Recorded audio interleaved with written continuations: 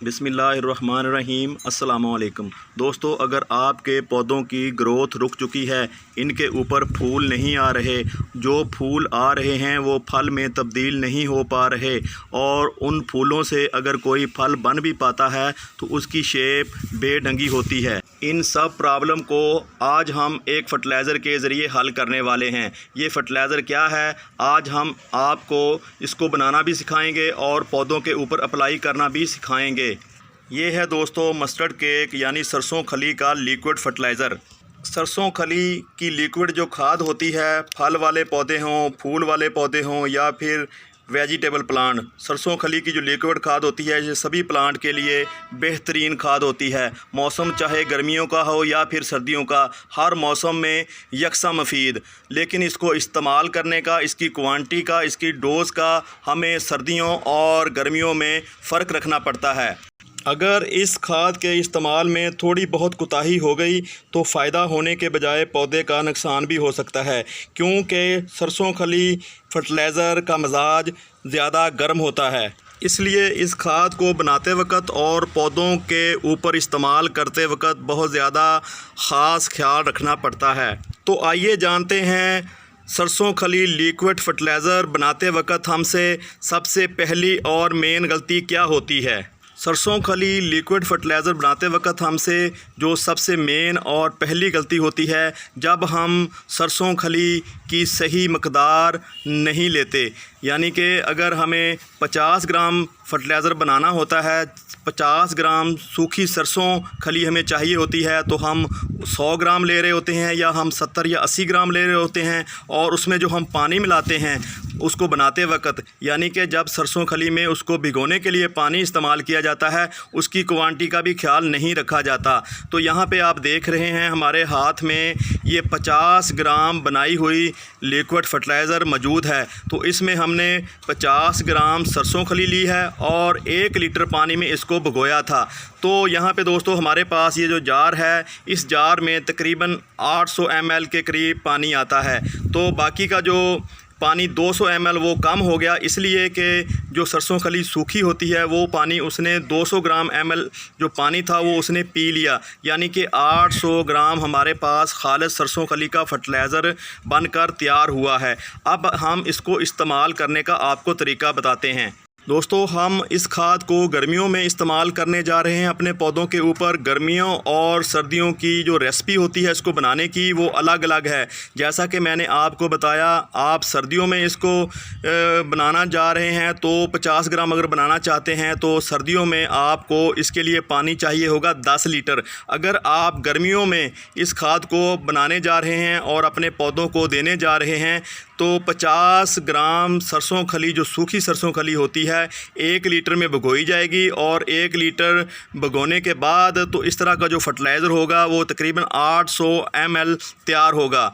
तो इस फर्टिलाइज़र को आप गर्मियों के लिए इस्तेमाल करने के लिए आपको तकरीबन यहाँ पे जो सादा पानी होता है वो तकरीबन 16 से 17 लीटर लेना होगा। जैसा कि हमारे पास 16 से 17 लीटर इस बाल्टी में पानी मौजूद है। इस सारे फर्टिलाइज़र को हम इस बाल्टी में इस सादे पानी में हल कर देंगे और इसको अच्छी तरीके से हिला के हल करेंगे। दूसरी बात यह है कि जब आप सरसों खली फर्टिलाइज़र बनाते हैं तो आप रात को भिगो के अगले दिन सुबह को इस्तेमाल कर लेते हैं।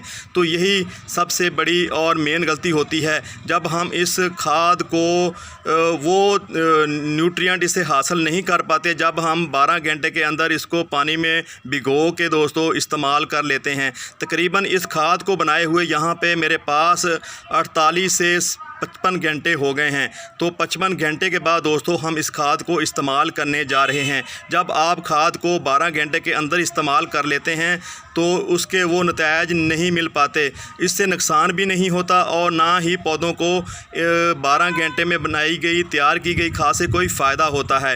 तो जब भी आप खाद बनाएं कम से कम इसको 60 घंटे भिगो के रखना चाहिए, उसके बाद ही इसको इस्तेमाल करना चाहिए।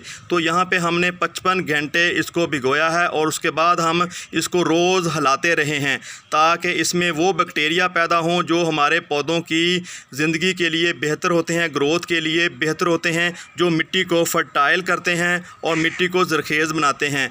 तो आइए आज हम इसको अपने पौधों को देते हैं। पहले इसको इसमें अच्छी तरह दोस्तों हल कर लेते हैं। तो यहाँ पे 16 लीटर पानी में 800 ml जो खाद थी, लिक्विड खाद थी, उसको हमने इसमें डाल दिया है। तो 800 ml 16 लीटर पानी में भिगोने के बाद फिर भी इसका रंग आप देख रहे हैं बिल्कुल येलो येलो सा है, पीला पीला सा है। तो इसका मतलब है ये अभी भी इसमें काफ़ी जो सरसों खली 50 ग्राम बनाई गई सरसों खली की काफ़ी क्वांटिटी इसमें मौजूद है, यानी कि इसमें बहुत सारी जो न्यूट्रिएंट इसमें अभी भी मौजूद हैं। सिर्फ 50 ग्राम 16 लीटर पानी में हमने इसको तैयार किया है। तो आप देख रहे हैं इसका रंग अभी भी बिल्कुल आपको पीला पीला सा नज़र आ रहा है। तीसरी और जो मेन गलती हम करते हैं जब हम अपने पौधों को इस खाद को इस्तेमाल करते हैं, तो उस वक्त भी हम वो मुतय्यन मकदार या क्वांटिटी अपने पौधों को नहीं दे पाते जिसकी इसको ज़रूरत होती है।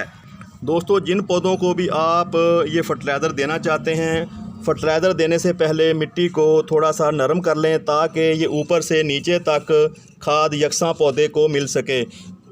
दोस्तों, ये जो बेल वाली सब्ज़ियां होती हैं, जो बेल वाले फ्रूट होते हैं, तो इनके लिए तो बहुत ही यकसा मुफीद है। यानी कि जहाँ पे जैसा आप देख रहे हैं ये लौकी का पौधा है, ऐसे पौधों के लिए ये खाद बहुत ही ज़्यादा मुफीद है।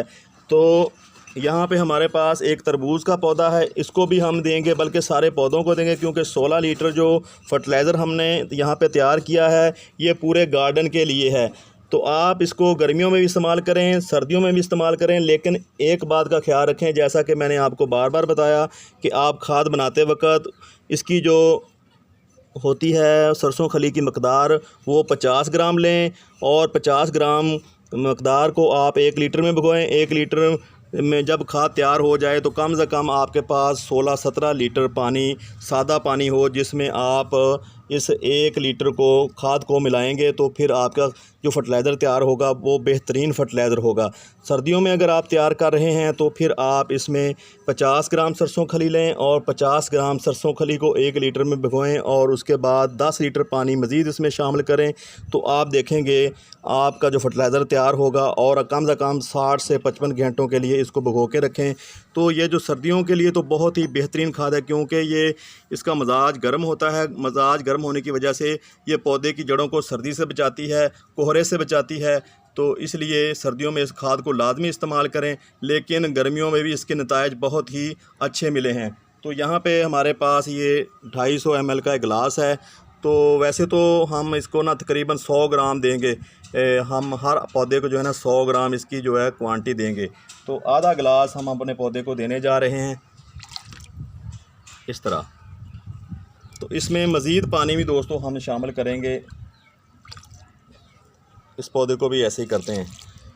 तो गलती उस वक्त होती है जब हम इसकी क्वांटिटी को बढ़ा देते हैं पौधों के ऊपर इस्तेमाल करते वक्त, तो हमारे पौधे बजाय उनको फ़ायदा होने के तो ये सूख जाते हैं।